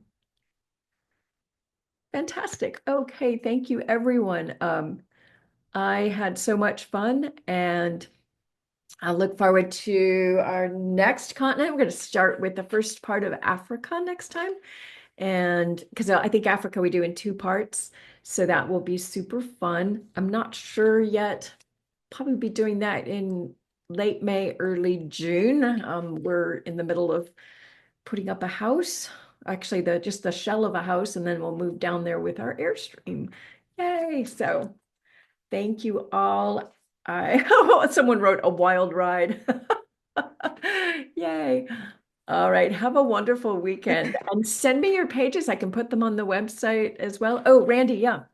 Will you include your tip link when you Oh, yes. send something to us? I send out the email and I'll include the tip link. There's multiple ways to do that, lots of different ways. So thank you so much, Randy, for for reminding me and for being my anchor person. All right, everybody. I just wanted to say, Thanks, Judy. if you haven't gotten the Exploration magazine from you guys, it was fantastic. Oh, I thank you. really enjoyed it. So I'm looking forward to the next one. I'm working And- on the next print issue. So we do 2 print and 2 all digital. And the next print one, I have 24 water brushes I'm testing. Have fun with that. Is that for the July issue, Roseann? Pardon? Is that for the July issue that'll be published? Yes, it is. And you're going to be really surprised at what the winners are. It's not what you Yeah, think. because I was just looking at that earlier. It's like I stopped subscribing to all my magazines because it's like I never got a chance to read them, but your magazine is just so phenomenal. I'm like, I really Thank should get you. that. I so appreciate I have so much fun doing it. I let, yeah, like housework goes out the window. Even your Rightfully writing, so. I was looking at one article, your writing is just fabulous too. So Thank you. Oh, Jan, yes. Oh, you're muted.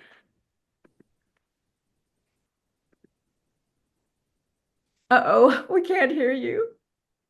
I think she said, I'm sorry. I didn't I mean just to. wanted to thank you so much. Okay. Yeah, thank you. We're lip reading. All right. Thanks, Jan. Okay. All right, everyone. Thank you so much and have a wonderful weekend. And thank you all for supporting our work. It's so much fun. Take care. Bye. Bye. Bye, Sherry.